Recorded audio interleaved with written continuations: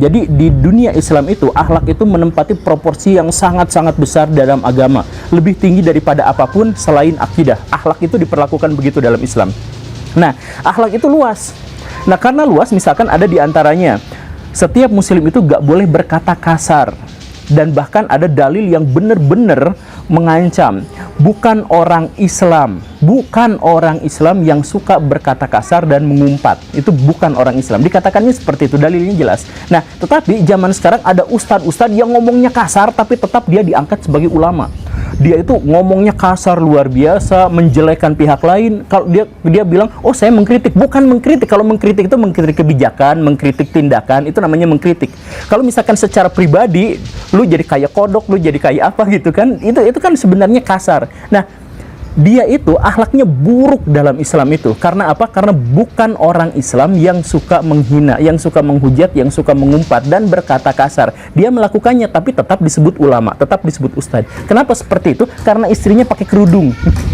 Jadi balik lagi ke situ. Jadi yang dimaksud baik, yang disebut soleh, yang disebut apa, itu pasti berhubungannya dengan seks dan reproduksi dan perempuan. Pasti hubungannya itu. Kalau misalkan di luar itu, maka itu nggak jadi masalah gitu.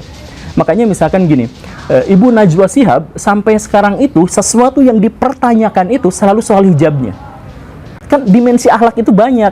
Kita nggak berbicara soal kedermawanannya, kita nggak berbicara soal kontribusinya terhadap media, kita tidak berbicara soal profesionalismenya dalam dunia kejurnalan dan sebagainya. Kita nggak bahas itu, kita hanya bahas itu kerudungnya di mana gitu. Karena apa? Karena yang dimaksud dengan akhlakul karimah selalu berhubungan dengan itu. Sekali lagi saya katakan, saya bukan berarti anti hijab. Saya katakan hijab itu, kerudung itu hanya bagian kecil di antara sekian banyak syariat Islam, sekian banyak akhlakul karimah. Gitu. Jadi kalau misalkan kita berbicara gini, kalau misalkan tidak pakai kerudung harus diapain, itu tidak ada dalilnya. Hanya pendapat para ulama, harus gini, harus gitu, harus gini, harus gitu, dan sebagainya. Tapi tidak pernah ada dalil hukuman yang terkait dengan kalau perempuan tidak pakai hijab, apa itu nggak ada dalilnya.